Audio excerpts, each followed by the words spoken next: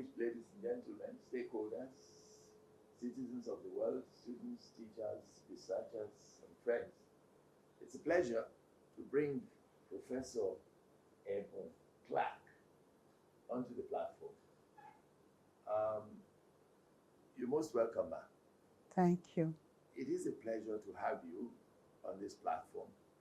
And we would like you to talk, introduce yourself from the days as a pioneer, of course, in your fields, in your chosen fields, and in a few other endeavors that you had set out for yourself.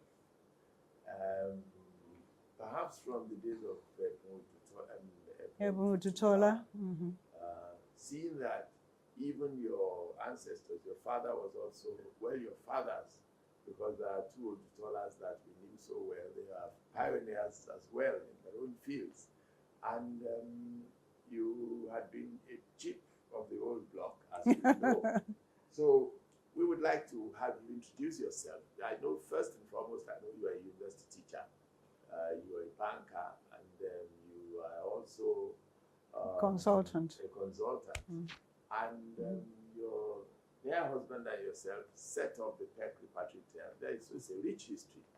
We want to have you introduce yourself first and foremost, and then foray into these various fields for which you are known.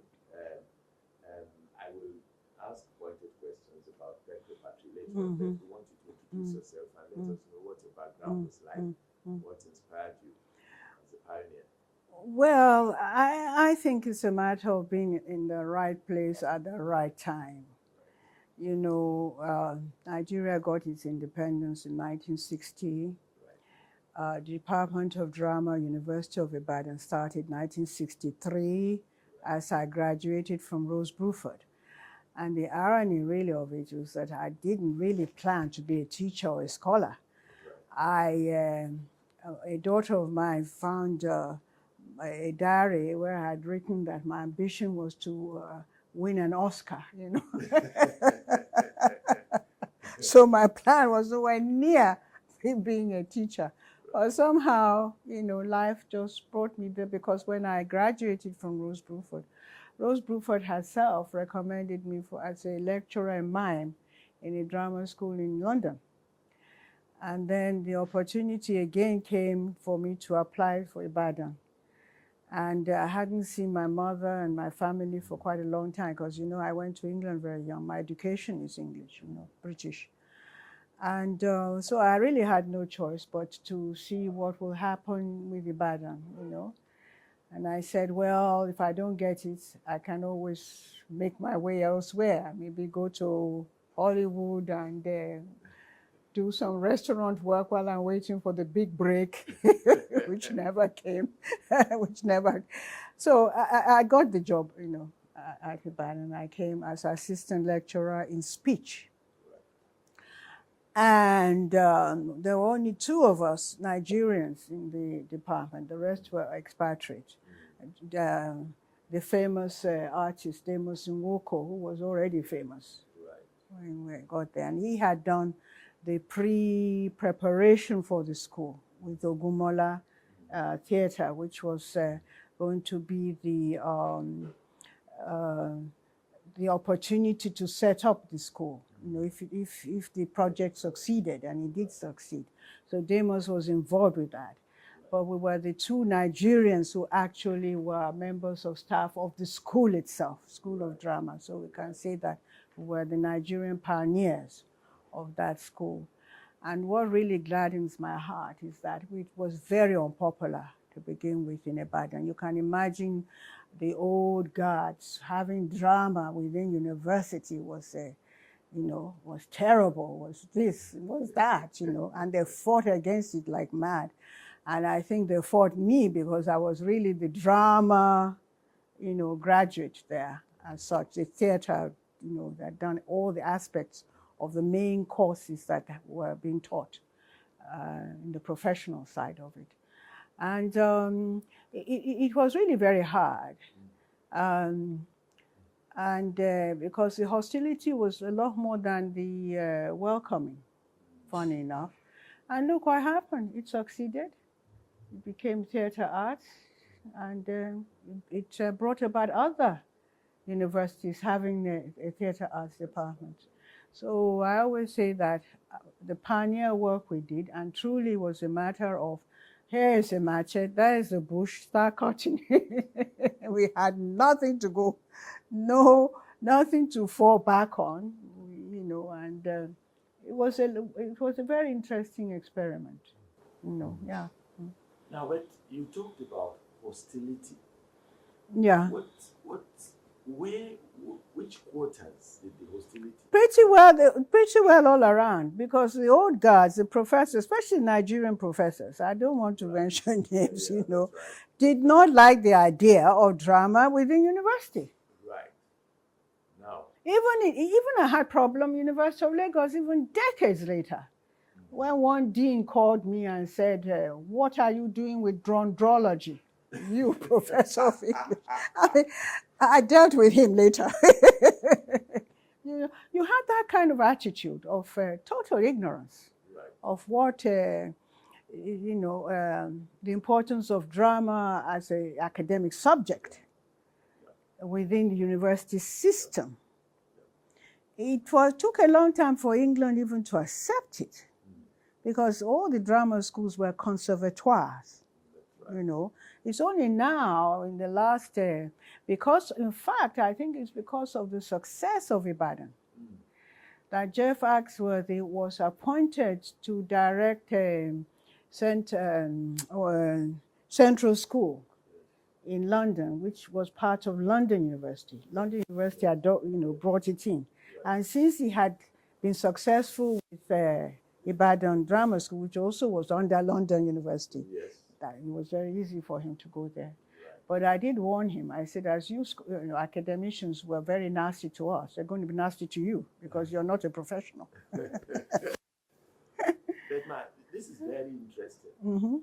And coincidental, because at the University of Ghana, Legon, Nkrumah was conscious of culture, he was a nationalist, was a patriot. He said that we needed to reestablish our cultures in the face of colonial domination. Yeah.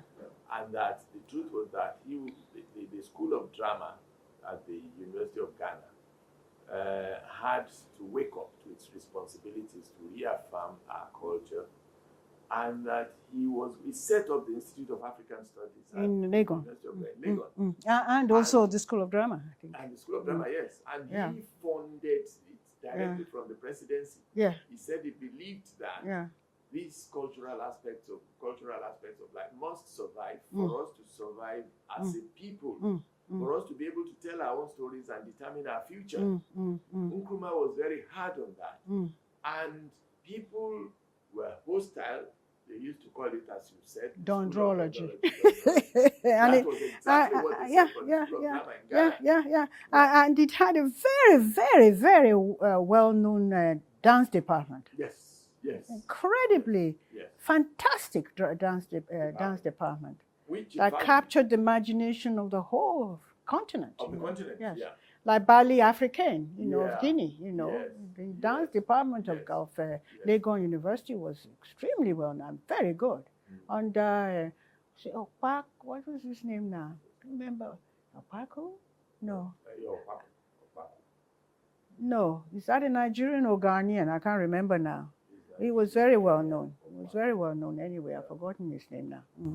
And this was worked closely with the National Theatre of Ghana, the National Theatre of Ghana in the city of Accra. So it's not peculiar.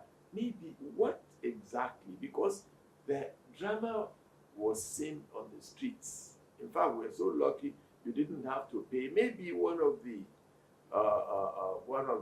protests was also about taking drama away from the people and making it so professional and so elitist that they now have to pay to see theater. Well, Ogunde had done that anyway. Ogunde had done that. Yes, he had done that anyway. You couldn't see his play free of charge. Nowhere near it. You had to pay. I think it was just hostility through ignorance. It's as simple as that.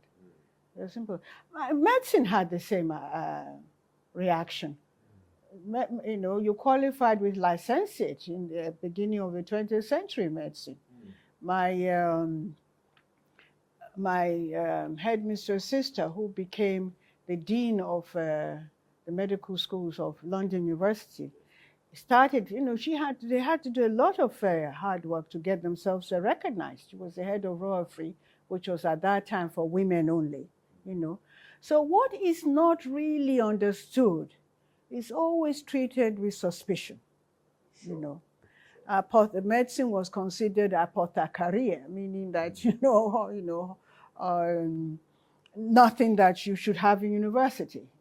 Put it in the hospital, let them stay there, but don't attach them to any teaching matter, So it never really worried me as such when you think of the history of other subjects not being accepted in university. When was medicine really accepted in Oxbridge? You did your first 2 years and you had to leave and go somewhere else. You get my point. Until now it is established. As theater now is established all over the world. You can now get your bachelor's degree, MA, PhD in theater everywhere. Wasn't so in my own time, in my youth, We were pioneers in pushing things through all the time, Now, there is one other matter which became really, really pronounced. That apart from the fact that even when theater was now accepted, ladies were not accepted as members of the dramatis personae in theater. Well, for us, they believed that ladies should, if men were to engage in theatricals, and they were to be staff and students and teachers and actors and actresses on the stage, that women should stay away from it. How did I manage it? Those who were not my good friends or good friends of my dear mama said all that money spent on her, all she's going to do is join Ogunde Theatre, and which is very ironical, So when she wrote and told me that this is what people say, that you're going to join Ogunde Theatre, I did say to myself, I may do, but not in the way that you think. Right. Do you get my point? Right. And didn't I? But not in the way as a chronic, as a theater historian, which my institute was very strong at, in theater history and costume history, and so forth.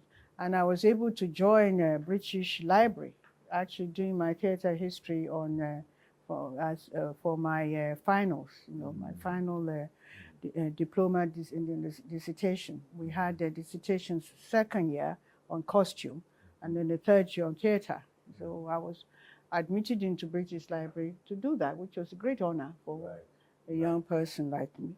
And so it was both professional institution as well as academic. So I was able to cope there.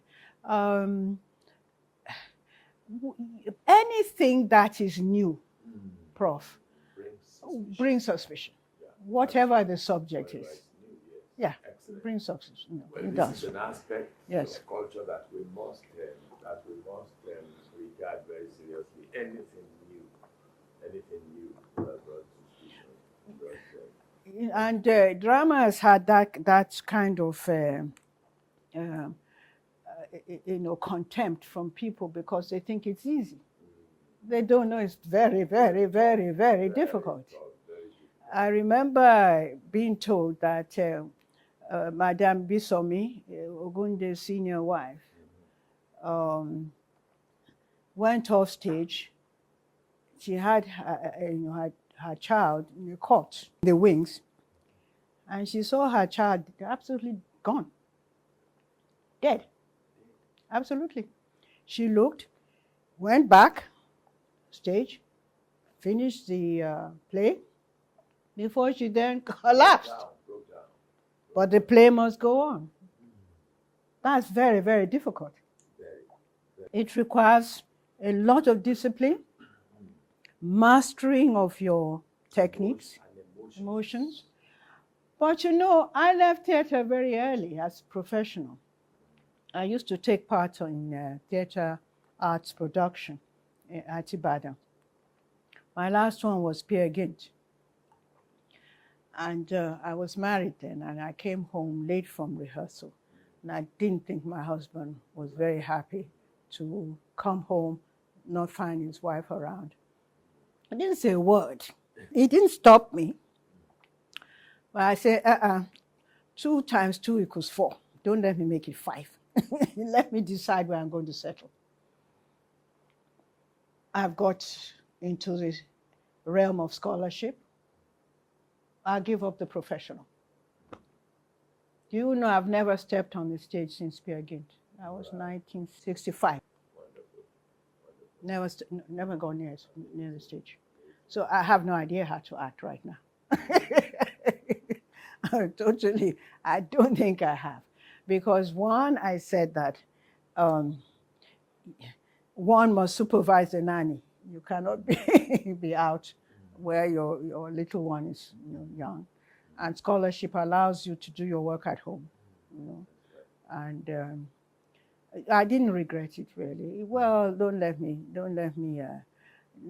say that. I think I did, and I think that my husband got the brunt of it, because I love Greek theater, Medea. So whenever he goes wrong, I'm Medea, and I'm going to do my Medean theater on him. And so he got all the acting parts I could never take part in the house. Now that brings me to God bless his memory, J.P. Clark. And you were both at Ibadan at the same time. So actually, your profession, your profession, everything brought you together. No, really. You were able to No, not really. Not at all. Not at all. Had nothing to do with his profession whatsoever. That was why he was in the university. No, but that's how he was in university. That's why I was in university. But really didn't meet because of that at all. I told you I was in production of Peer Gynt. Yes. It was 64, yeah. And after rehearsal, I told Demos, I'm tired and I'm hungry. Can I come and eat in your place? Yes. So he took me to his hilly studio. Yes. Studio on the hills. Yeah, exactly. And this character came in with somebody else, and the noise was incredible. I was even relaxing. And I looked up and I said, who is this person, And then he said, oh, I think I've heard about you, ha, ha, ha, ha, ha, ha. And I remember saying to myself, thank God I'll never meet this character again,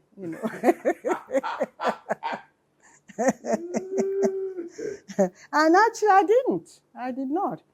Until I now got my accommodation, because I had been given a chalet before coming, but by the time I arrived, the chalet disappeared because an expatriate needed to be housed. And it was felt by the university that since my father lived in Ibadan, I could wait for my accommodation. So I lived with my father for quite a while before I was accommodated on the campus. And then I got into this beautiful block of flat in Benue Road, very new, very swish. To me, it was a palace. After being in a what you call a student's bed sit, where you washed and you did everything in one room. In London. Then I had this sitting room, bedroom, kitchen. I thought I was, in paradise, And then I think I was there for about 2 months or so when again the building shook. My husband arrived. The man to be my husband arrived. And I remember having a guest, and we said, what's all this noise about? He was shouting at somebody, jokingly, And I said, I've seen this man before. He said, don't you know, he's your neighbor upstairs. I said, no way. Maybe I should apply to move out. That's how really we met, by being in the same block of flat. Yeah. And he was there before you. I think he got his flat before me, yes. But I wouldn't know. I didn't know that. I mean, he was not in my consciousness whatsoever, for me to ask who is there. The only person I really knew was there was a woman who was going to be so famous, Professor Alele Williams. She was in our block of flat too. Oh yeah, she was in our block of flat as well. And I used to, yes, I think you should tag it where Professor Alele Williams lived, you know, and J.P. Clark lived, you know, okay? And that's how it, you know, came about. Right, right. Now, tell us a bit about your teaching and research experience at Ibadan and how you then decided to move to Lagos. I'm the one, I would say, who actually tasked myself to start writing my academic paper. Nobody needed to tell me that because Rose Bruford was both professional and highly academic institution, where you have a place where you do 2 years of dissertation, you know, and you better pass, you know. And so we were actually taught to inquire. And I went to a school anyway, you know, my secondary school was very top British boarding school, where again, in the sixth form, you had seminars, which was not thought of in those days, but we had them, you know. So I was already very much that way inclined, yes, Morton Hall. Well, I went to the prep school called Brinapeace, then Morton Hall, the secondary school, yeah. And from there, the woman I was talking about, who I said was the dean of the medical schools, became dean of medical schools of London University, and actually came to inspect University of Ibadan Medical School for its autonomy, you know. She led the team, Professor Lloyd Williams, Kitty Lloyd Williams was her name, the elder sister of my principal. So I had that kind of people bringing me up. You know, really women of incredible ambition, success, and Bronwen, the Lord Williams family, where the woman had 7 girls and 1 boy, and she couldn't get schools for the 7 girls, so she started her own school because she was a suffragette, you know. So I was really brought up by partial suffragettes, you know, in their own field, and you know, people tried to push to make it, even in that environment. And again, Rose Bruford herself was a pioneer in so many things. The first fellow of Royal College of Music, you know, Royal Academy of Music. Highly ambitious and successful women managed me most of my life there, you know. And I had no choice but to follow their kind of example, you know. And I remember Brown calling me to her office, that's the principal of Morton Hall at that time, saying to me, Ebun, I'm sorry to tell you, in this country, you must be twice as good as anybody else. You cannot afford to be as good. It has to be twice as good. I said, well, it's a reality. Do you know, it was not the country it was not in England I had to use that advice, it was here. Because I was the only woman with all you nasty men. In Lagos University, I was the only Nigerian woman for about 7 years of my life before other Nigerians came in Faculty of Arts, not just Department of English, I'm talking about the whole faculty. They had women, but we were not Nigerians. We were not Nigerian. I was the only Nigerian woman, yes, in our faculty. And instead of spoiling me, you would imagine you will spoil me, for goodness sake. Well, I mean, how can I be a danger to you? One woman, a danger? You were nasty characters, really nasty. So the advice she gave me for her own country, I had to use it for here, you know, to be twice better. Not the same as you men. I had to work harder in order to even make any mark. Especially being a subject that was not popular, dendrology, you know. And my husband always said that, you know, I actually met my wife writing. She was already writing her academic paper in 1964. And it was published. That's how I got my promotion to lecturer grade 2. So I knew what to do, you know, because I had been in that. What year did you I arrived 63. I started September 63. No, sorry, 1st of October, 1963, because I always consider myself pioneer worker of the Federal Republic of Nigeria. Right. You know, Right. Nigeria Yes, became a right. federal republic on the 1st of October, 1963. And my contract with Ibadan said 1st of October, 1963. So I always consider myself, the pioneer worker of the Federal Republic of Nigeria. Let anybody come and say anything else on that one. All of us who got that. And Ibadan was a beautiful place. Heaven. Please talk a bit about it. Absolutely beautiful. I had been there because my father had a friend there. You know, sometimes he would take me when I was on holidays. But now to work there was something. I lived with him, I told you, before I got my own accommodation. And my first day, he drove me there, you know, and dropped me at the theater arts department.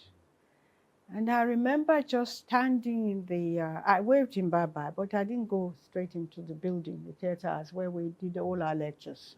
They have lecture rooms now, I think. And I remember just standing in the courtyard there and just looking around and said, this is paradise. It was so beautiful, so quiet. The ambience, unimaginable.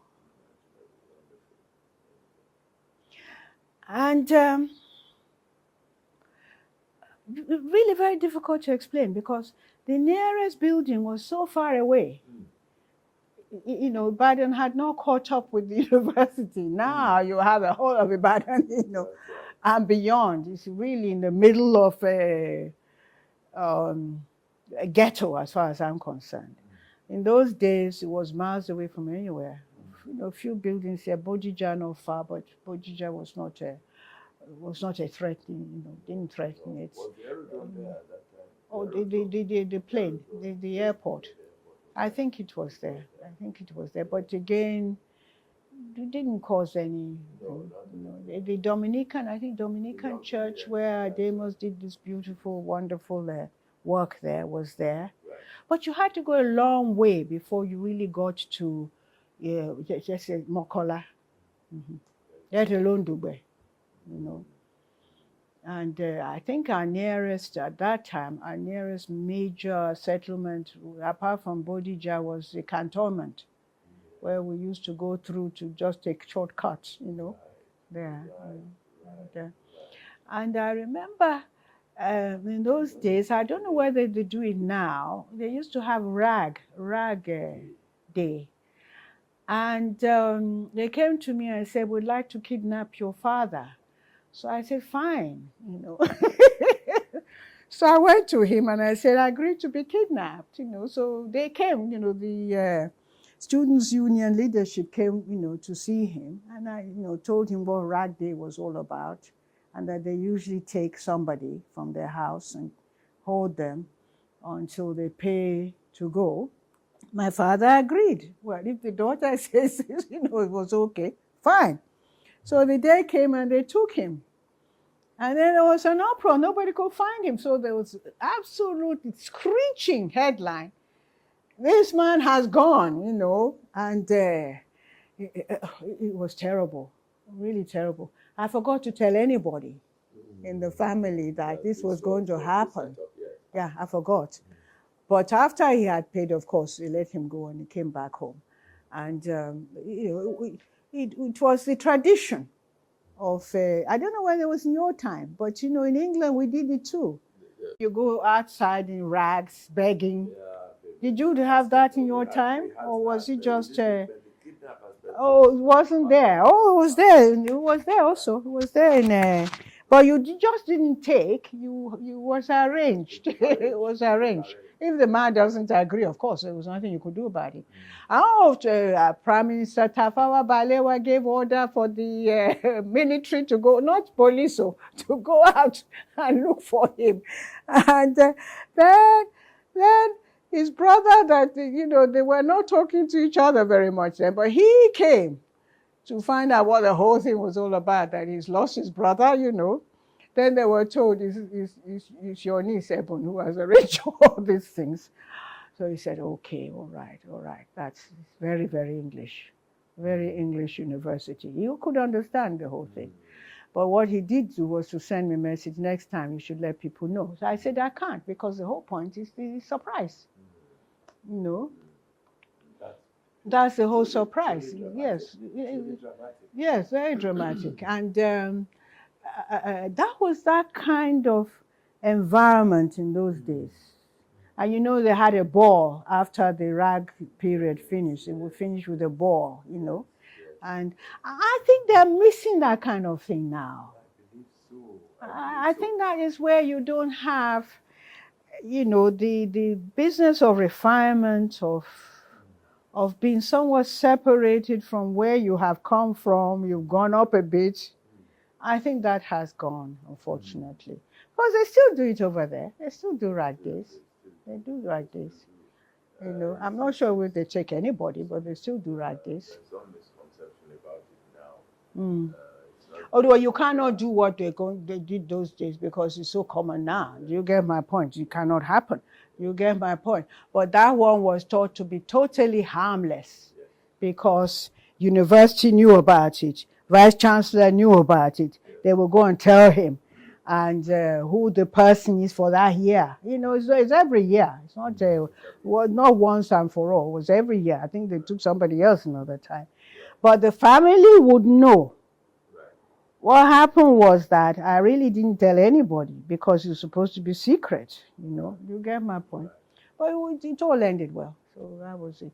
And it allowed the two brothers to somehow come together for a short while. Right. Well, they were both entrepreneurs. Yes, absolutely.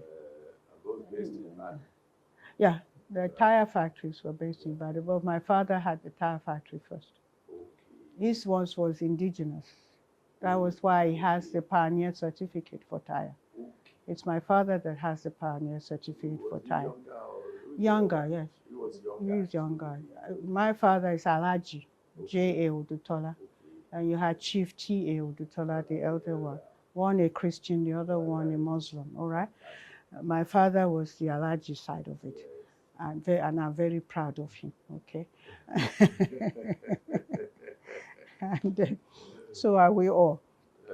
And he also has a pioneer certificate for foam, me too, because his foam factory, Tola Foam, was the first in the country, before Vono, before Vitavo.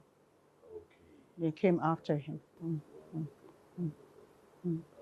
Well, coming from a family of entrepreneurs, do you have a bit of that? Not at all. I don't think my father would have liked it at all. He actually enjoyed it. I have no business sense whatsoever.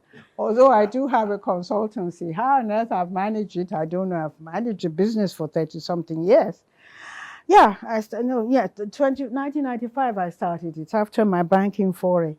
You know, when I finished with the banking, I started consultancy in communication skills, which I felt was very much needed.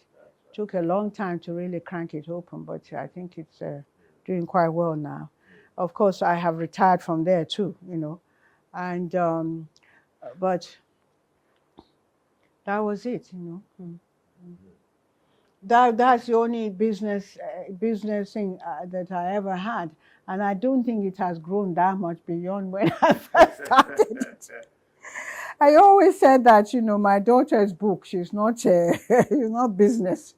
I just felt that university was not what I had worked for, pioneered with. You know, you had, you know, as I told you, Ibadan too had gone something else. What we were getting, news we were getting of students attacking houses and staff members attacking, all sorts of terrible news was coming from Ibadan, which also went into University of Lagos. Every day you'll be hearing screaming and attacks. Every day. And one day they came to us too. And I just decided, no, this is not what I've been working for. And my husband retired in 1980. We're now talking about when I came back as a fellow of Corpus Christi in Cambridge. a colleague, an American married to a Nigerian, just came to me and said, "We're very proud of you that, of your achievement of being a visiting fellow at Corpus. If you don't feel you should stay, do go." So I said, "That's very interesting." And then when I now saw the age group of children, who were sitting in front of me, 15 years old, 16 years old, because, I guided the department from A-level 3 years to 4 years before I went to be director of Center for Cultural Studies. I was head of English and the person who had to guide the change of the curriculum. Yes, in Lagos. We'll go back to Ibadan soon to let you know how I came to Lagos. I had to guide the Department of English in 1982, 1983 when I was head, from being a 3-year degree course to 4 years from I think JAM had started then, was it called Prelim anyway. And I also had to see it certified by NUC as well, the department. So you can imagine all that kind of thing, and then you're listening to people shouting ole ole and all that thing. And the place too was not very clean because the garbage was not being collected as regularly as should be, because poverty had set in, because you were no longer charging fees and charging this. And university didn't have enough money, I should know, because even as director of Center for Cultural Studies, the little amount I had to use it even to do some activities because I couldn't get it from the bursary, So things were not good. And my husband had always wanted me to leave because he had left. And I said, well, I have two mountains to climb, 2 sides of a mountain to climb. You have one, I have 2. I have my professional side to climb. That means to get to directorship. That's a professional title when you're a director, like you are. Then I have the academic side to do. You are a professor, I'm an associate. Let me get my professorship. I didn't even think really at that time of the directorship, but I got it in 1983. And the directorship of the center is not something that the vice chancellor can make you. It's an appointment by the university itself, by the council. You answer an advert, you are interviewed with other people, and you sign a contract. So I had a secondary contract with the university. Apart from my primary one, I had a second one. Sign on the Nigerian stamp. All right. So I was not a vice chancellor. Vice chancellor can create you as a director and say, go and direct this place. Not Center for Cultural Studies. That was a council appointment. So I got that one. And I still have people up to today who call me director. They don't call me professor. Yeah, I'm both. By appointment. Yeah, because University of Lagos professorship, from associate professorship to professorship, at that time, I don't know what they do now, was by appointment. You were interviewed, you signed a contract again.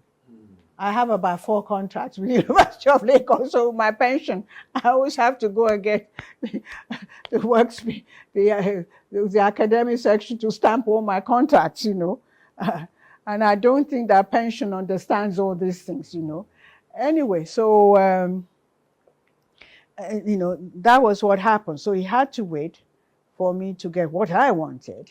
And that's how I started PEC, to be able to have something to do while he was around waiting for his wife to, something to do in Lagos, because he wanted to go back home.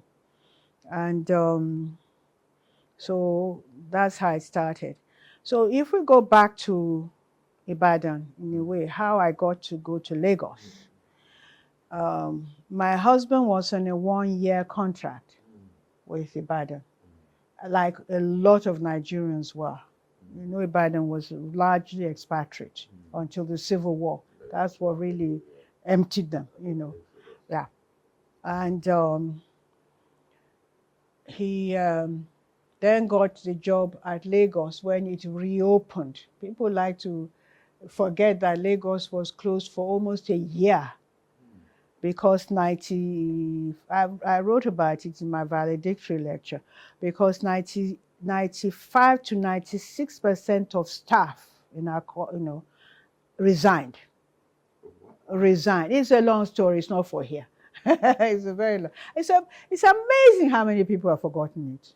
It created incredible stir and crisis in the whole country. What year was it? 64. Closed down in 64, March. Right.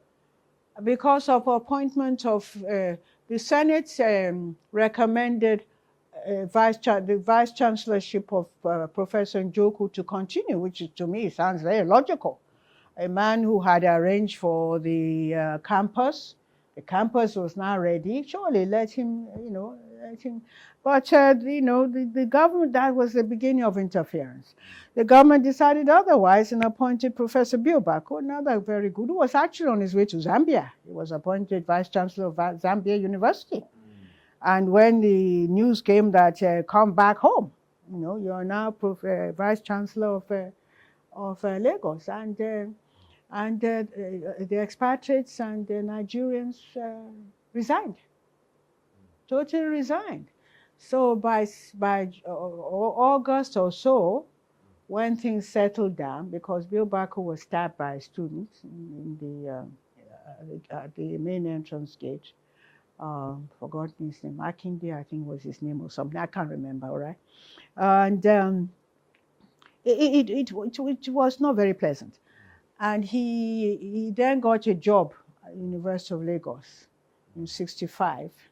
I had just been promoted, accelerated promotion to lecturer grade 2 at Ibadan.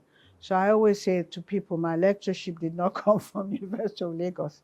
I'm an Ibadan University lecturer, And so I then decided to apply to Lagos, and I got my job because apparently Professor Dunn, who was the head of English at that time, an expatriate, had written down that they must have a speech teacher to deal with spoken English performance of the students, preferably the whole of Faculty of Arts. He didn't just stick to, and apparently he had even come to Ibadan, so I was told that to ask Asworthy, is he willing to allow him to pinch me? And Axworthy said over his, leave her alone. You didn't know about her, I got her, and things like that. So I was told. So not knowing this, that actually the place was actually ready, for somebody to come and take the job. That's the right time at the right time. So I applied and I got the job as a lecturer in speech, where I was asked now to deal with the whole faculty. It was after 2 years, I said, unless you give me my own staff, remember, I cannot continue. So they then restricted it to University Department of English students for 3 years, and they cut it down to 1 year, Okay, So I was the only one. Only one? Teaching speech, dealing with spoken English. It was a degree course. Right. It was part of the degree. Was there language laboratory? Oh yes, very good one. Very, very good one. Excellent one. Yeah. Which I used to, that's where I conducted my classes in the language lab. Excellent one. And I was doing that really up to 1976. Yeah, so I think I'm the only person, I can't swear to it, that actually straddled the 2 units of Department of English of University of Lagos, language and literature. Okay. I was a member of the language unit, teaching spoken English, before I moved to literature to teach Shakespeare, and modern drama, dramatic literature. And in fact, my application to Leeds was not on theater to begin with. It was on kinetics, language of gestures. Okay. It's just that Leeds did not have a bird whistle. Bird whistle was a big man in kinetics, but he was in America. And I didn't really fancy going to America, you know. And Leeds did not have anybody. So they wrote and said, choose another subject. So I said, well, fine. Okay. So I switched there. Okay. But my first application was not on dramatic literature. It was not on theater. It was not in Ogundi. It was on kinetics. But I'm sure which you has were to do with movement. Right. You were quite happy to go to Lagos, of course, because your husband had moved from Ibadan. Yes. And I thought it was quite a shrewd move.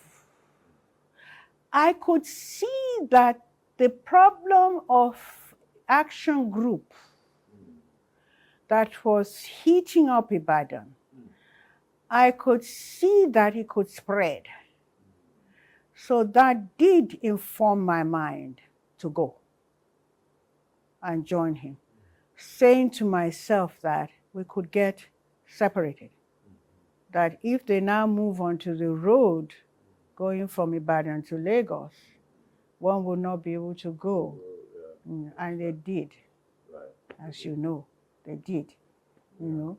So fortunately, by that time, I had gone.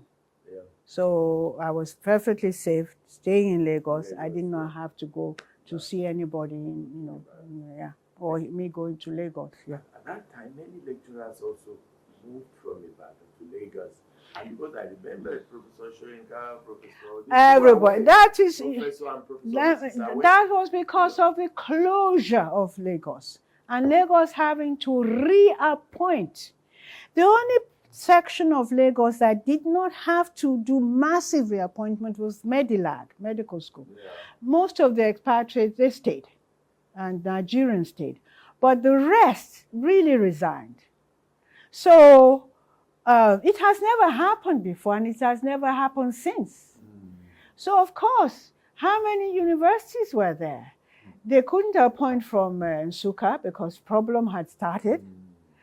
You couldn't appoint from ABU because people had to come from ABU down south because of the problem of the genocide that occurred, which brought a lot of southern lecturers from ABU having to be settled in southern universities. You know, both Ibadan, Ife, it's really Ife, Ibadan, and Lagos that could absorb.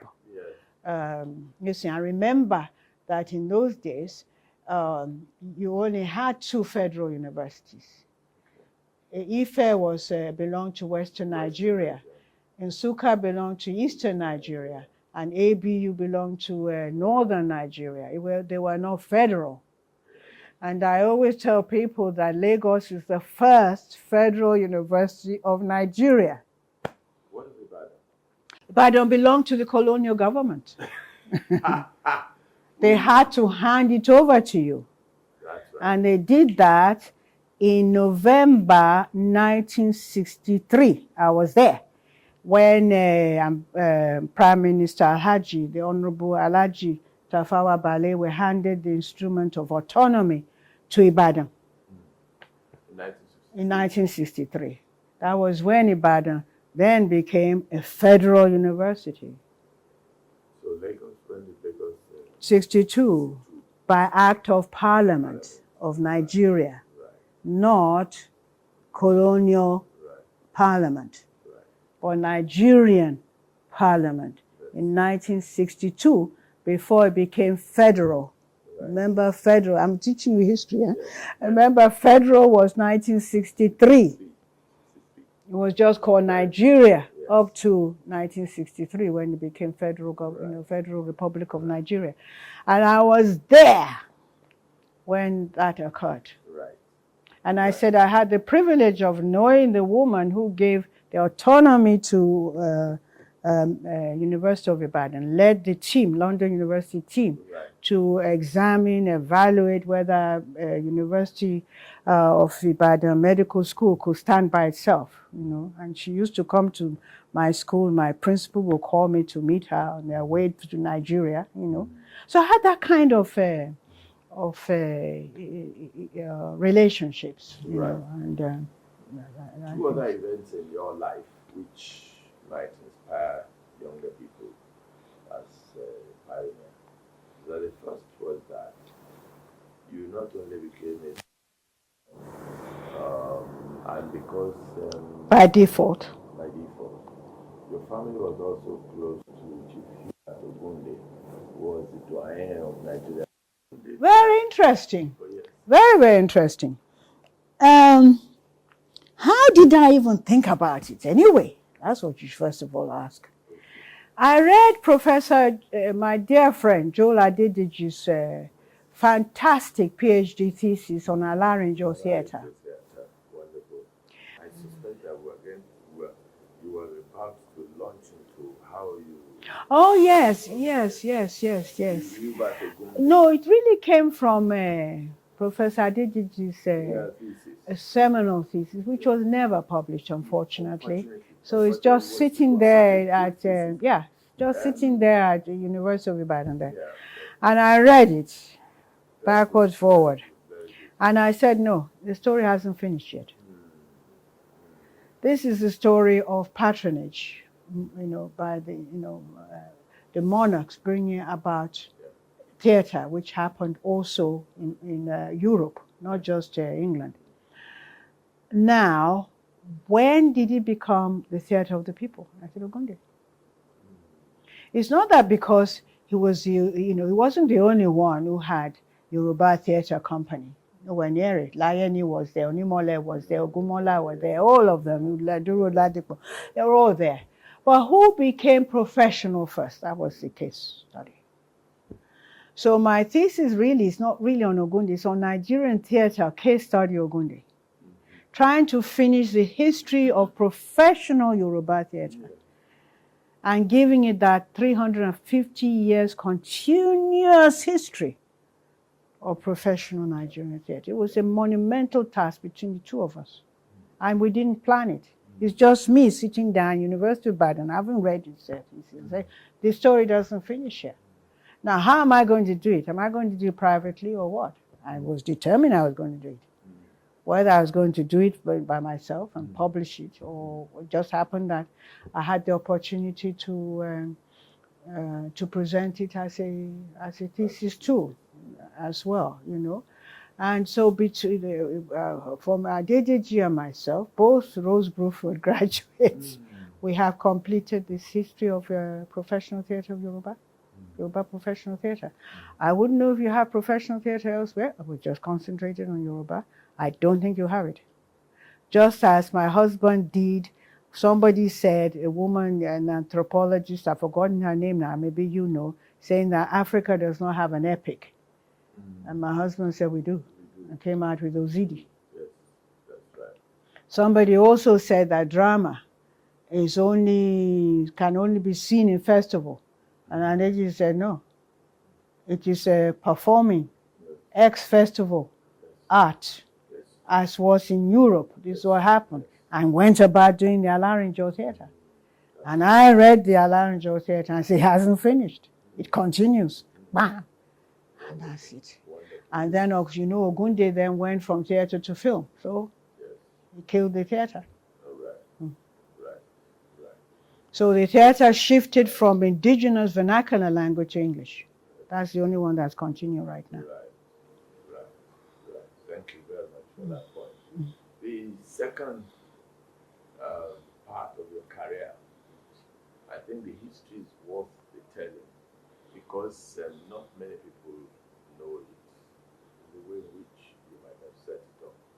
And we need to just have it cast in stone like that so that others can then see the true picture of what exactly happened.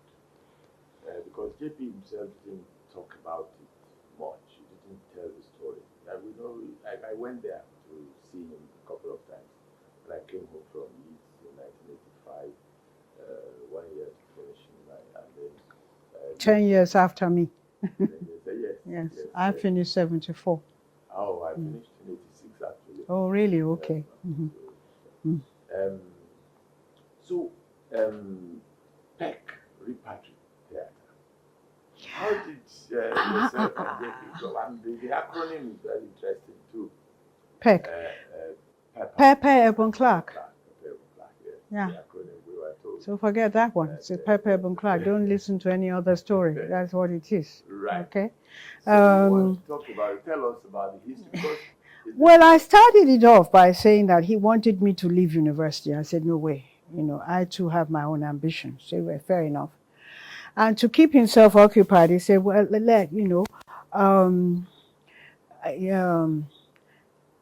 I think let me start a theater. yes. Because when he saw Ogunde, the first time he saw Ogunde Theater at Glover Hall, he was very pensive for a long time. He just kept saying that my theater is irrelevant, you know. And, not just mine, anything in English is irrelevant. We cannot capture the mass of people that come to this play. What can we do?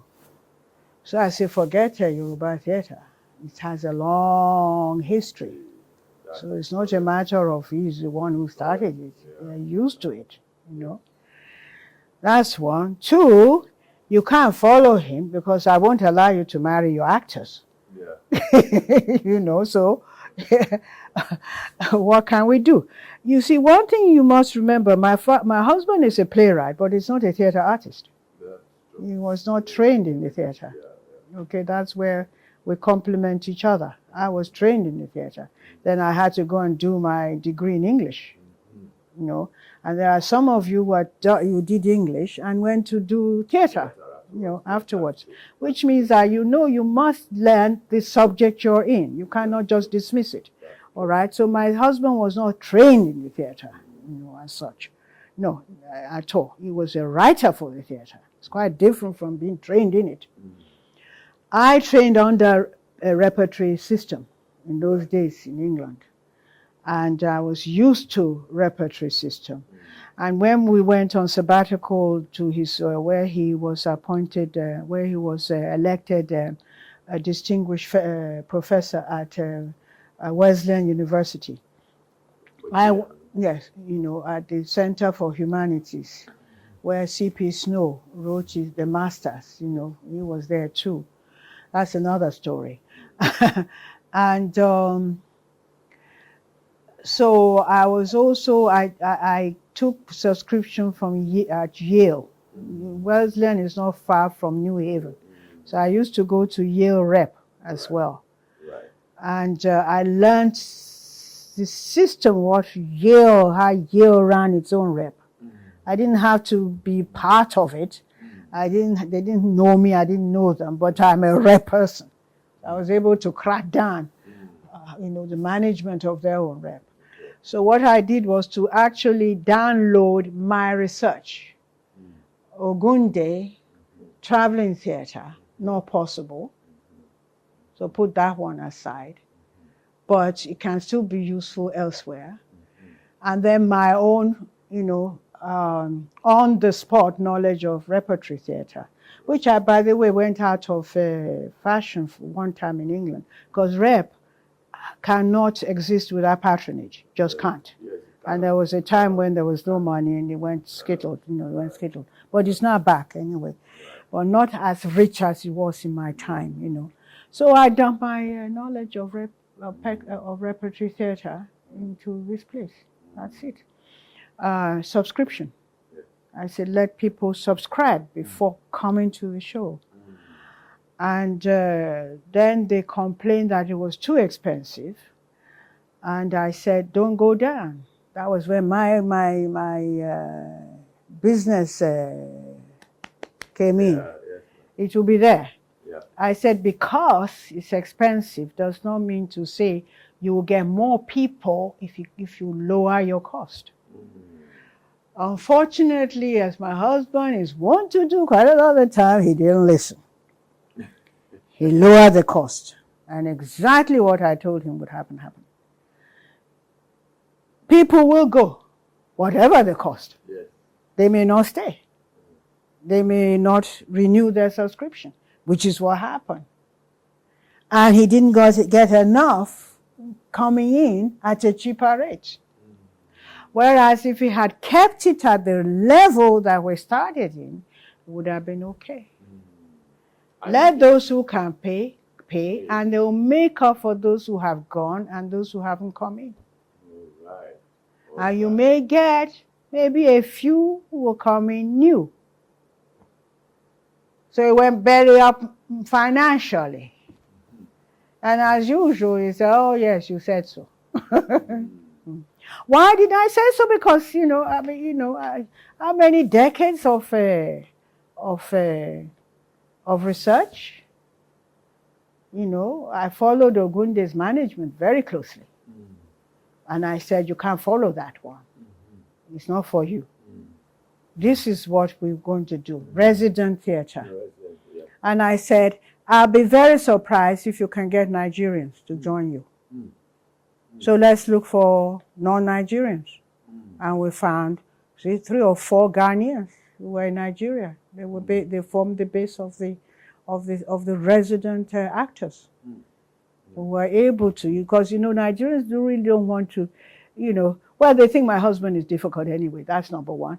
Number two, which he's not, it could be, but not all the time. Number two, they don't want to experiment, to take part in an experiment. So they did come in eventually, but that was when the machinery was moving by that time. And I was even ready for the next step for him.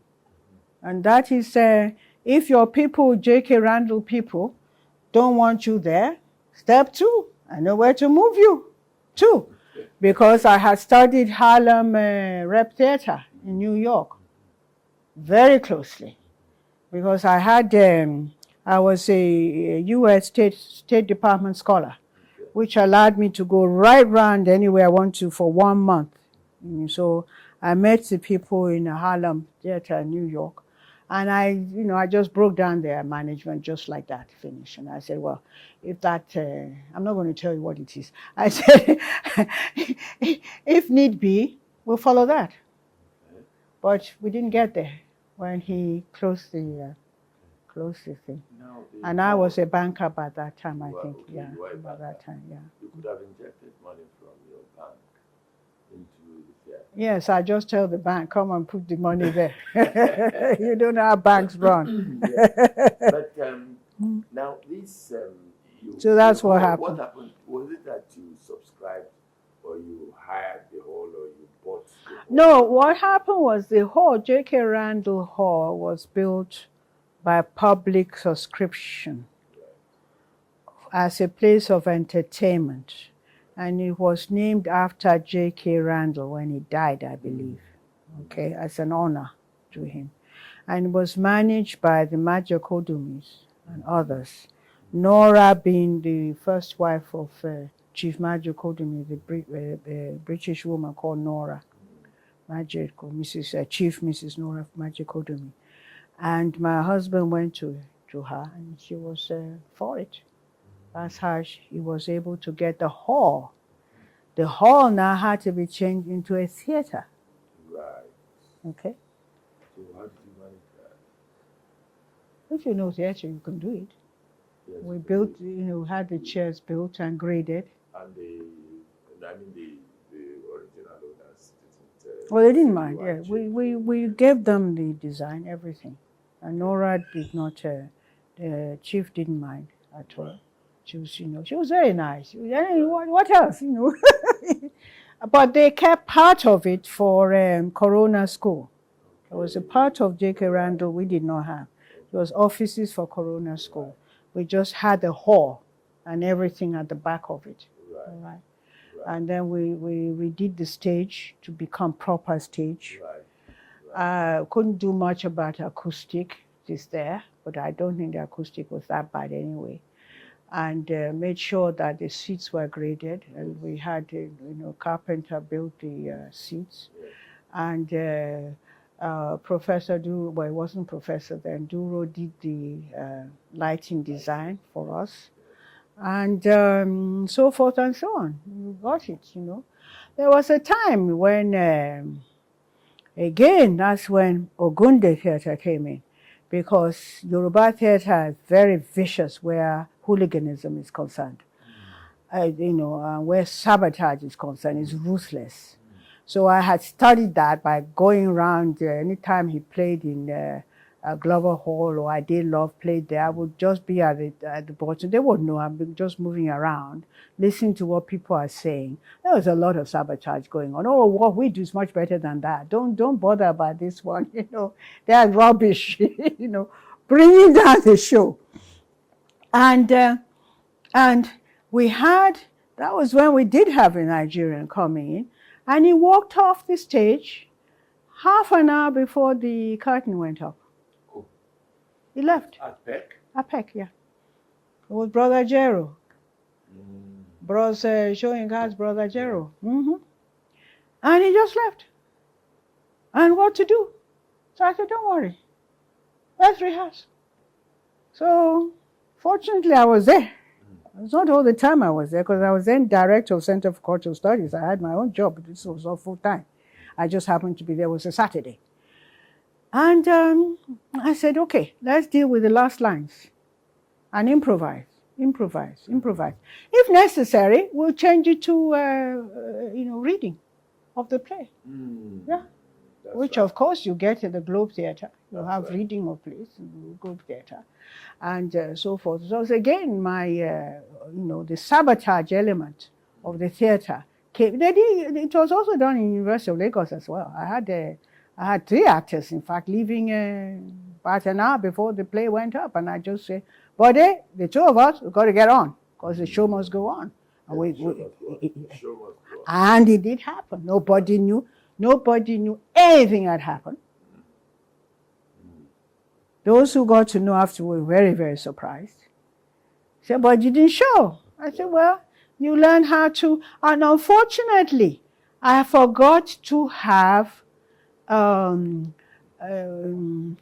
understudy. You should have understudy. Yes. But I just thought that, I just didn't have. I didn't have. And we never got that with Ghanaian actors. Never. Never. They were very professional, very there. Not the person coming in and saying, just going off half an hour before the show started. I was straight sabotage. But didn't know that there were people who could close it. As simple as that. And the same thing I said happened in university. And I closed it with Bode, the late Bode Osoyin. Both of us did it together. That was actually Death and the King's Horseman. A lot more complicated, yeah. But he did it. Both did it. The cast did it. And I must say, you can't say it is you. It's the cast. It's a teamwork. And they were furious. They were angry that this could happen. And they made sure that it would not destroy the theatre nor the play.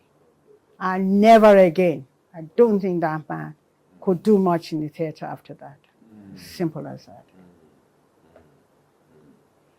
Now, thank you very much. Now, when it closed down, did you have any regrets? Of course one would do, because I told you I was prepared for the next step. Because they did ask us to leave J.K. Randall. Right. And I told my husband, that's not the end of it. Right. Would you be willing to do this, do that? But where's the money? Right. I said, we'll start from stage 1, then climb up there. I had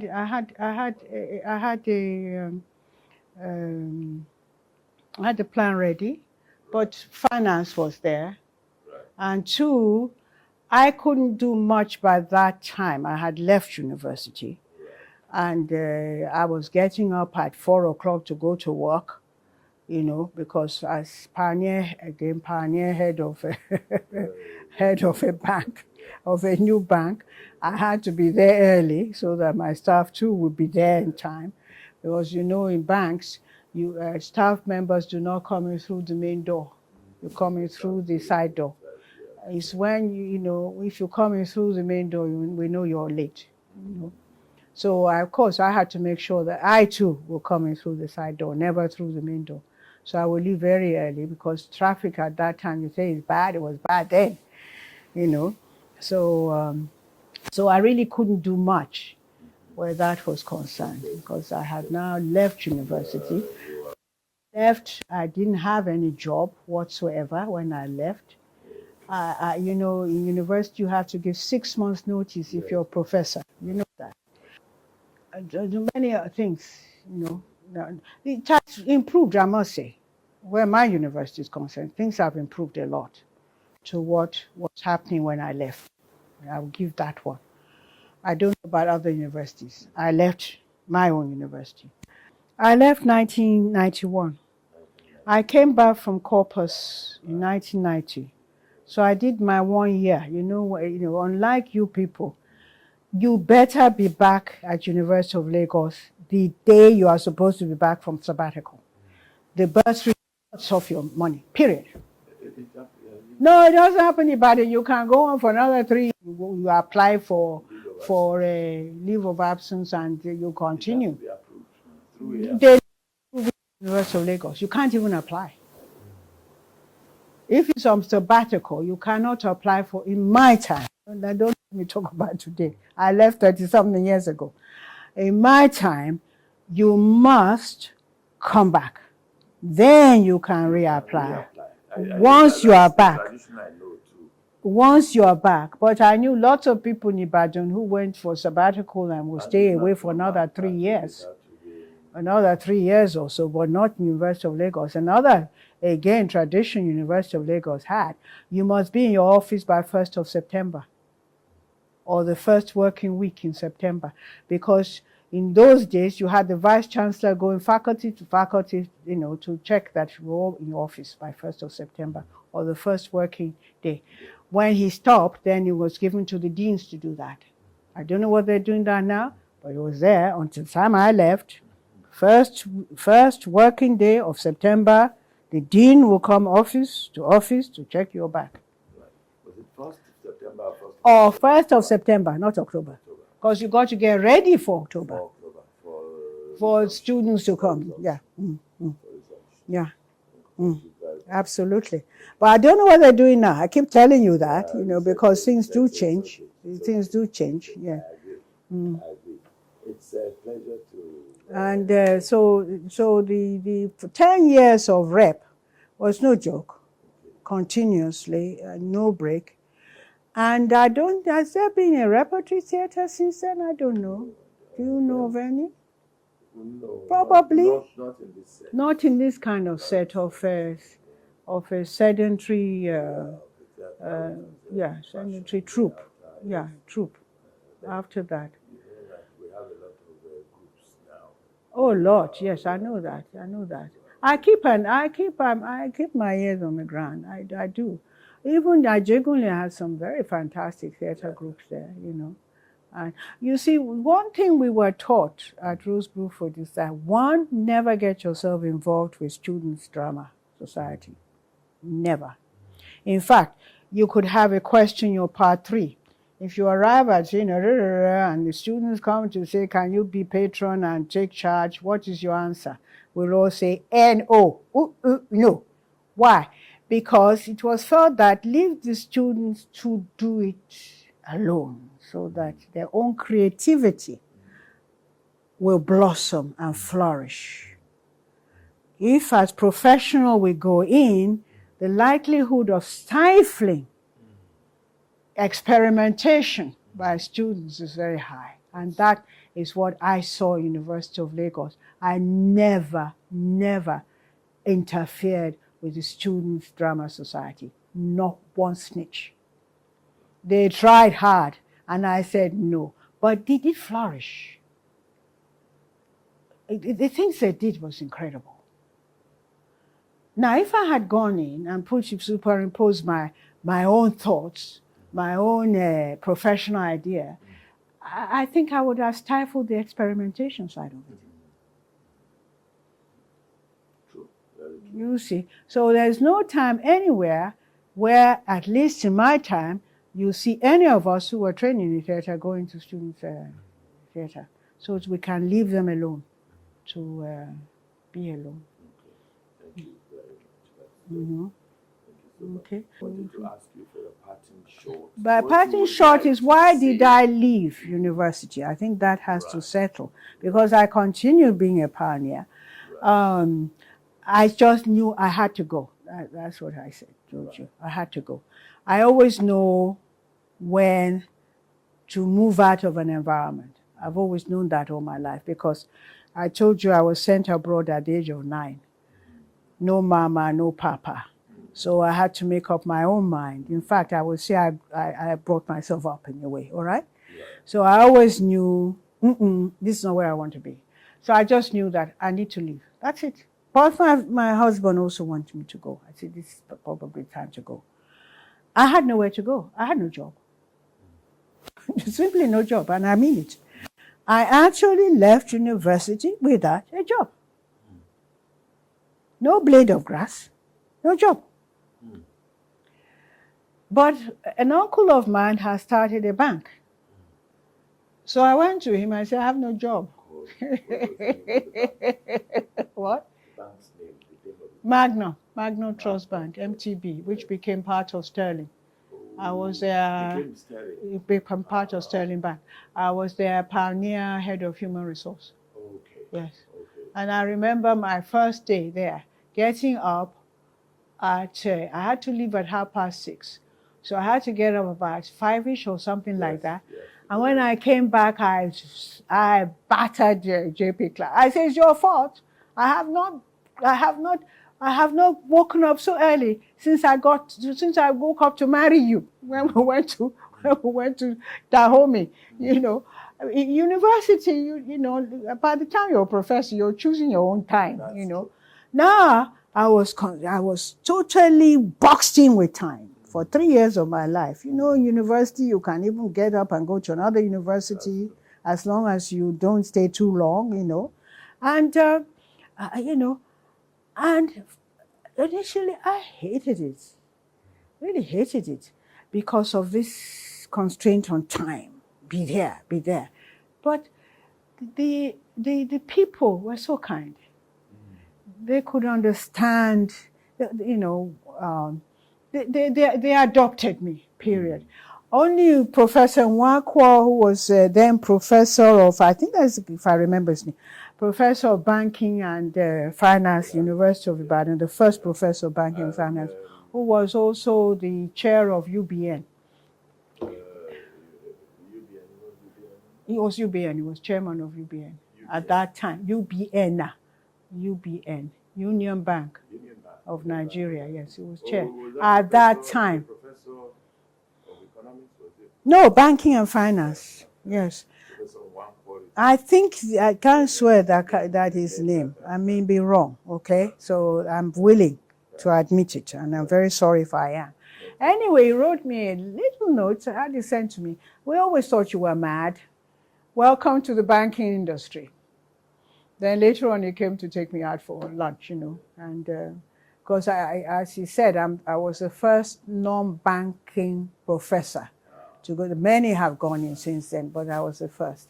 And CIBN was very kind. I mean, they used me quite a lot in giving lectures, you know, when they had their annual conferences. They would invite me to give the keynote address and things like that. And in the end, I really enjoyed it. CIBN, Chartered Institute of Banking, the Bankers of Nigeria, yeah, of which I was a member. You must be a member if you're a banker. Okay. You know, I And was they a didn't member. worry about your initial training? Not at all. No, they didn't quarrel. I wasn't in the hardcore. All right. You know, I was in human resource. And of course, there was a lot of complaint. Oh, civil service, human resources coming in. But I was the one, when I was leaving, I left them with pension. Subscription pension before Pencom came in. They were doing subscription pension. And some of them came to me and said, thank you for it, because when they had to go, when GTB took over and some of them left, they left with some pension in their hand. After 3 years, you can collect your pension. It's a good old civil service system that woman put down. One final thing I want Yes. to say is and from there, sorry, just before I forget, from there, United Nations United Nations had a directory on African women professionals to help in such and such an area, which I felt was incredible honor. What you said and what your career trajectory showed, especially from very tender age of 9 when you were sent abroad, is that you then formed a very strong character. Yeah, yes. And yes. I wonder whether yes. you want to say something to ladies yes. in the modern age. I also pioneered in consultancy of my own subject, communication. Last time, Lagos School of English and Mathematics is was the first consultancy that dealt with communication skills, nothing else. And we teach all over. Lagos School of Communication? No, Lagos School of English and Mathematics. But it's only the consultancy section that has functioned all these 20-something years, going to 30.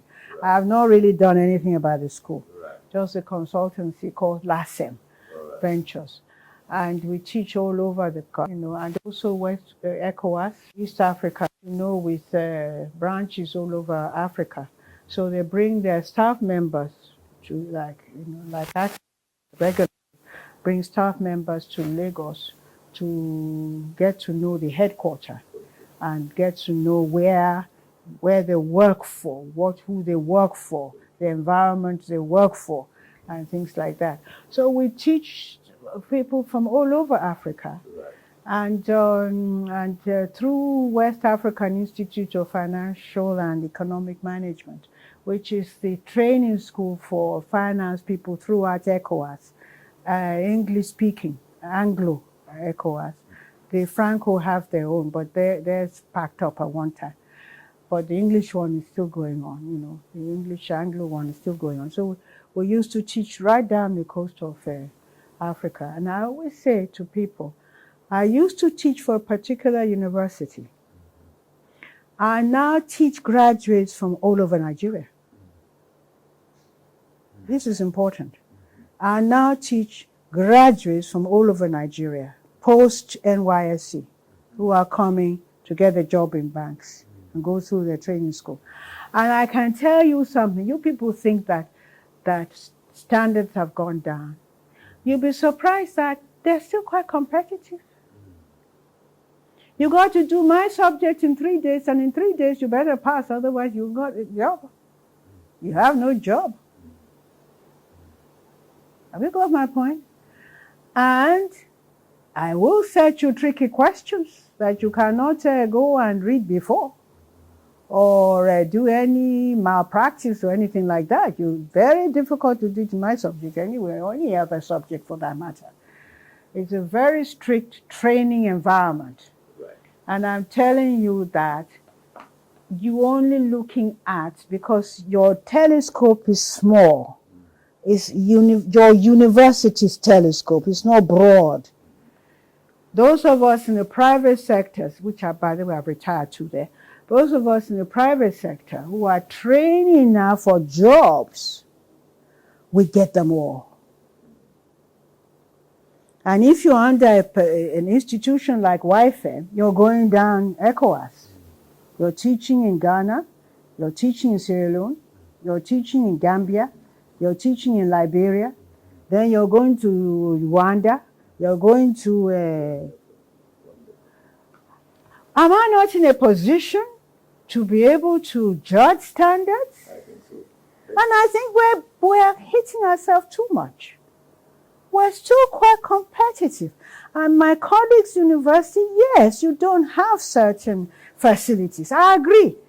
But your students learn how to improvise very well. That is correct. And when they go abroad, they strip everybody. Right. True. Very true. Very true. When Trump said that we are this, we are that, it was Time Magazine, Newsweek, CNN that told him off. Say Nigerians cannot even come here without their master's degree. That's true. And they're as competitive as the Asians. Yes. It's not that they all get good jobs when they get there, but they are highly trained, highly ready. So I am not as pessimistic as you people who are still in university with your very small telescope looking at one university. Mine is very wide right now. Right. But I get them from the north to the south, from the east to the west. Name it. Private, state. And we actually say, my facilitator said, you know something, the public universities are still the top. wow. That's your fault. That's the fault of the government. Don't let me say it, because I'll be very unpopular. When I went to China 30-something years ago, I don't know what they do now. Subsidy, educational subsidy, I was told finished at GSS equivalent. After that, as far as China was concerned, they've done their job. The parents had to do the rest. Definitely university, you can get grants, but the government did not pay. Yeah, A highly communist country. Put a lot of money in research. Yes, but they're not paying. Infrastructure. I'm talking about school fee. Yeah. The school fee helps a university to meet certain It does. demands. 73. Yes. Nigerian students paid for everything. Yes, but the standards of living in the society was higher. Let's go into corruption right now. Population was a lot lower. Yes, lower. I know that.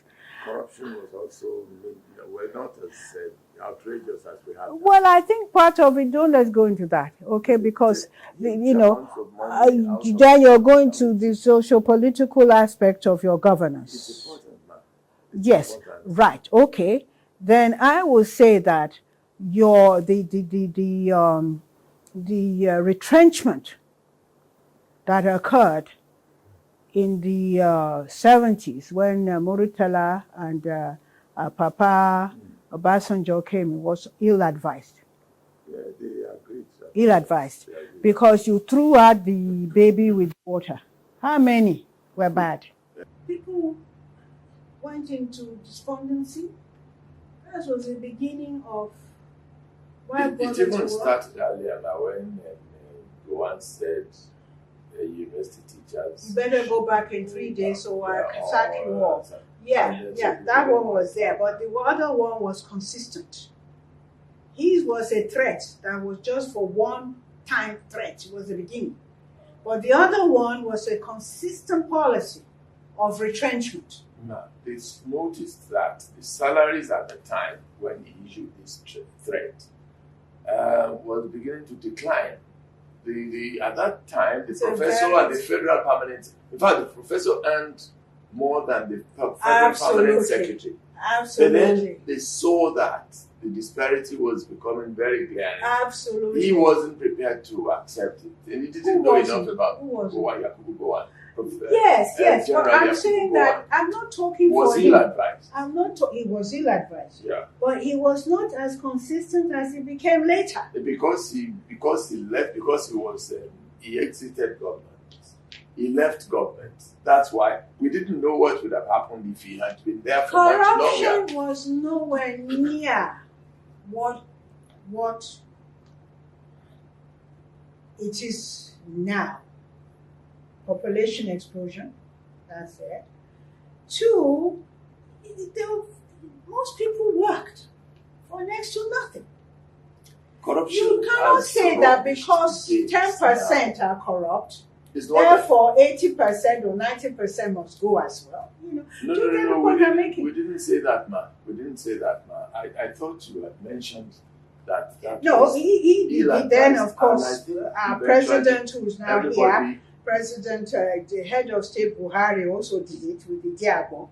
Yes. You know that. Yes. There was a you're talking about the military in entirety. Yeah, but take them all together, man. Yes. Take them all together. Yes. Take them all together. Nobody can control that. No, nobody's controlling. And I think that even Babangida did his own too. You know, in the process of trying to discipline. But instead, what was created was despondency. True.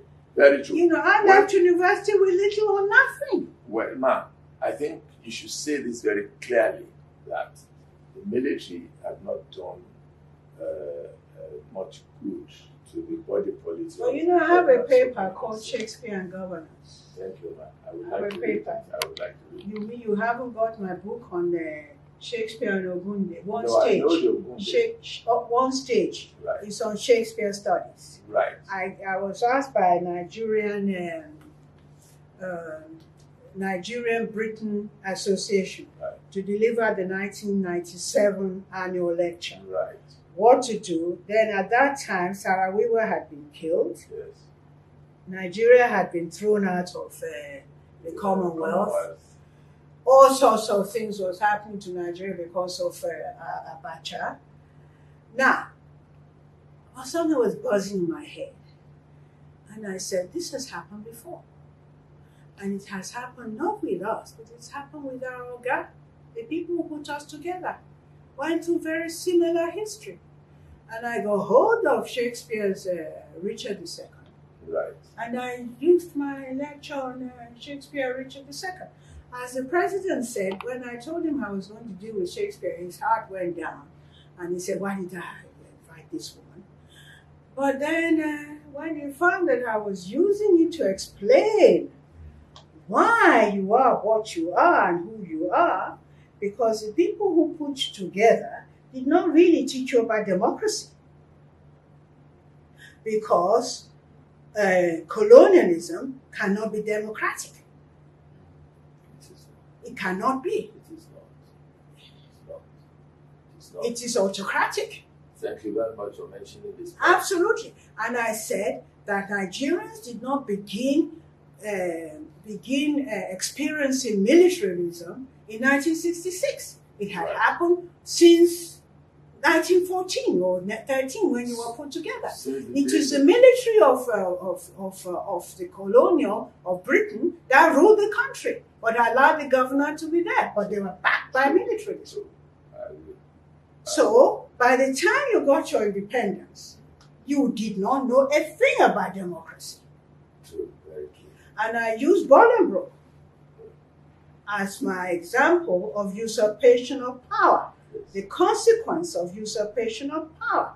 And I showed through the analysis of Richard II and Bolingbroke's usurpation of Richard's throne that once power is usurped, it takes a country centuries to settle down. Now, do you say that a bad governance should be left or kicked out? I said Shakespeare was not interested in that question. His interest was to show you the possibilities. Right. As Aristotle said, historians deal with facts, poets deal with the possibilities and the tragic. And for that reason, poetry is more important than history. That's what you said. Yeah. You're right. Okay. I agree. The writers deal with possibilities. Yes. It may not be there, but they can show you where it can go to. Yes. And that is what Shakespeare did with Richard II. Yeah, I agree. And Bolingbroke's usurpation of the power. He had a right to usurp. I agree. But was it good for the country? Yes, yes, yes. And the important part, I said, you don't know democracy. You were never trained in democracy. So when they say Democrats, democratize, how do you do it? That's my one more point. One point. What is democracy? You can therefore ask. When I came back as an adult to Nigeria, and we had the British flag, when it became federal, I saw it going up and down, or whatever it is, the new flag and what. I said to myself, even there, what is democracy? I don't know it.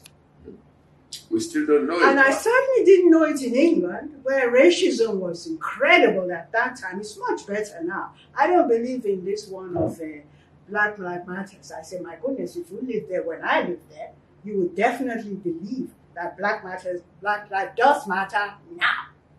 Because one thing about them is that when they see the need to do something, they do it. They saw the need to have a Race Relations Act, and they put it there in 1968.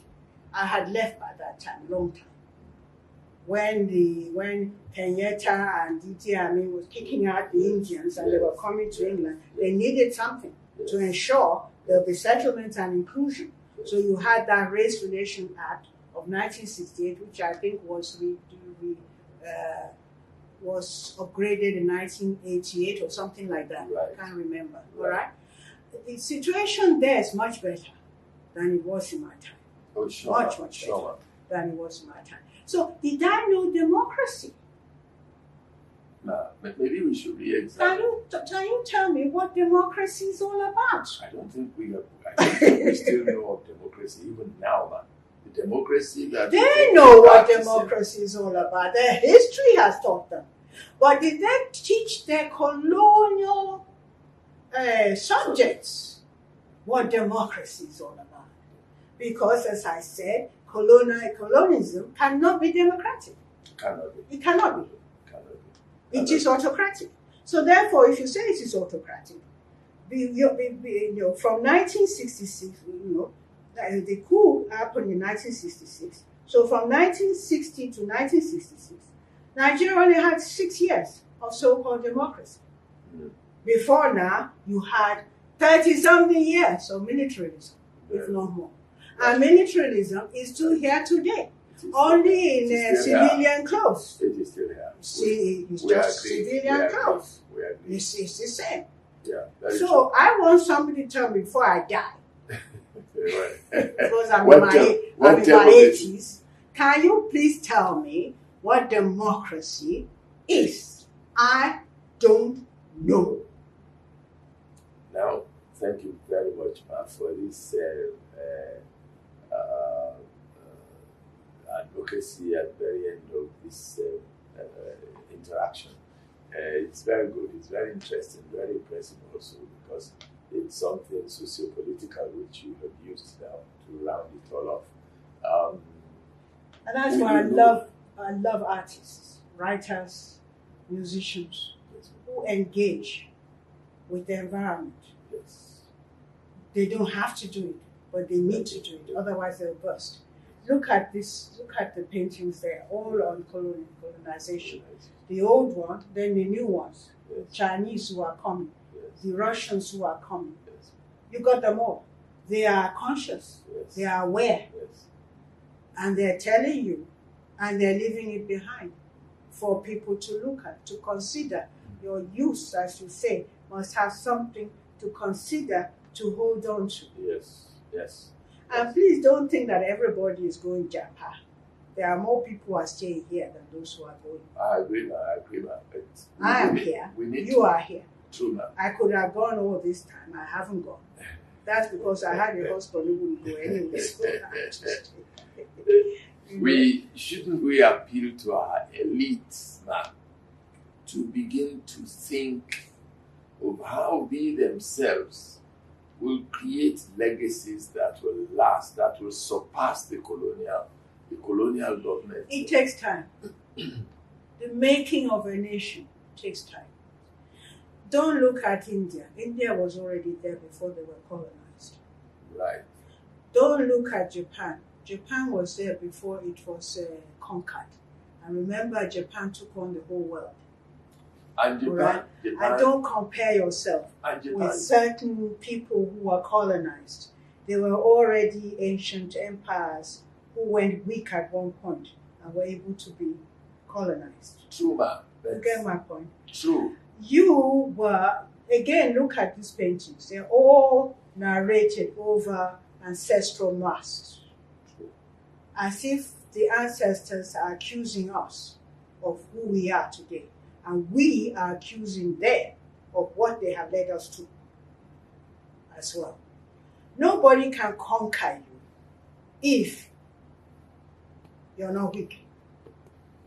And if you are not greedy, you are not corrupt, or you are That's not, part of weakness. it is part of weakness. You're giving me the detail. I'm Thank giving you. you the generic term, Thank weak. you.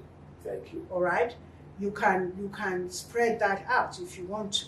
How do we Right. cure that weakness, man? It takes time. Read my paper on that Shakespeare and governance. I will do so. Please do, I will because do it so. takes time. It took our colonial masters almost 300 and something years to settle down from that Bolingbroke's usurpation. But we had ancestors when the British people had their ancestors, the Japanese, the Chinese. You can go on and on. We were all alive. Your ancestors did not catch up with the industrial revolution. Whose fault, man? Your fault. Me? Your ancestors' fault. What stopped them from catching up? That's what we're saying, ma, that we must make up for that now. That's why we are courageous. That is why it's good to be a member of a good library. I remember reading a paper in British Library about how the blacks enslaved the whites. I go, we haven't seen that. It's not. I read it anyway. It's not Hold on, I read it. Sorry, I read it, and it explained it very clearly what happened, and it went on for a long time, century. So I just finished and said, pay back time. But the truth is that the payback time is long now. Besides, you're weak. Let me say something. It's not good to be too weak or too strong. When you're strong as well, other strong nations will also challenge you, for dominance. Sure. Like, America and China and Russia challenging each other. They're all strong. So you're going to have challenges if you're very strong. You're going to have challenges if you're very weak. Let's be strong. We prefer to be strong. It will take you a long time because your colonization has not taught you much. We use, as Caliban would say, I've learned your language. Read my husband's example. Shakespeare and Caliban area is fantastic, all right? And what else have you really gained? You said elite. Do we really have elite? We need to create one. Because I said to people, a rich person today can become very poor tomorrow. Very true. A poor person today can become very rich tomorrow in Nigeria. There is no set class. That's another discussion. No standards. I agree. But I've known many rich people in my time. Disease, are nowhere now. And those who nobody knew anything about, and now this, that. Class is very fluid in this country. I'm not talking about the whole of Africa. I'm talking about here. It's very fluid. It's very similar in most parts of Africa. Really? I believe so. And that's why I think we have to begin to reinvent. Yes. Let's make it. But I'm appealing. Stop bantering yourself. Nigerians to stop bantering. To stop beating yourself up. Thank you. You are speaking straight to young people. Yes. Stop beating yourself up. Okay. Yes. You've achieved a lot in 62 years now. I remember I went to this exhibition I told you by Alechi, who went for a year taking photograph of the best of Nigeria. It's fantastic. It's fantastic. Sounds like a novelist, I agree with you. It's fantastic. Then I said to him, this is your picture of Lagos. It's now. I remember Lagos with no high-rise. That's true. And no dual carriageways, no bridges except Macarthur Bridge, which was a metal bridge like London Bridge, the only bridge that linked Lagos with the mainland. That's true. And the houses were brilliant whites, especially government houses, always brilliant whites. I said, that was the Lagos I enjoyed. The Lagos now of your high-rise is filthy, it stinks. Population explosion. When I started work in Lagos in 1965, it was about 600 and something. It wasn't up to 1 million. I don't think so. Check it up in Google. Now it's 20-something million. Yeah. 1965, I said when I started work in Lagos, not when I started work, to now. And what were we at independence? 40 million? Check it up in Google. 40 million. You're now 200-something million. Something has gone wrong. And part of it is your marriage system, which is not, you are not doing anything illegal. Your country allows you to have 3 types of marriages. Choose. You can even mix them if you want to. Traditional, Islamic, ordinance. Not Christian. The ordinance is not Christian. It's Napoleonic, which your bosses adopted everywhere. The canon marriage no longer exists. And in fact, there are some priests who are fighting for it. So if you can have the Islamic, you can also have the Christian. But does it exist? Anyway, 2 out of the 3 allows you to have multiple wives. Only 1 says no. But hold on. I asked a group of lawyers. I said, there is no such thing as bigamy in Nigeria. Yeah. Then somebody said, by the way, Lagos State has nullified bigamy anyway. I said, even before Lagos State, they cannot be. The real canon of what you want to say to our young people. Please, something has to be done, but what can they do? What can they do? And that's the reason why we're having this. What can they do? Because are they in governance yet? They're not there. Because the old people refuse to go. Right. It's a governance of aged, my age. I mean, can you imagine me still teaching in university? Would I even be able to remember what my next word should be? I mean, I'm having kind of diminishing level of vocabulary because it's going gradually. Not a lot, but it's going gradually. What I used to be able to do like that, it's difficult. So age doesn't matter. I don't agree that age does not matter. Something is given. My doctor came and I said, your partner beating me. Because he said, to deal with my back pain. I said, your partner beating me. And every time I have pain, I feel that I'm saying, see you, because as you have pain when you're going to puberty, so you have pain when you're going. Yeah, that's true. And if I am in pain in my 80s and I can't take it, I'm not going to think very hard about governance. That's true.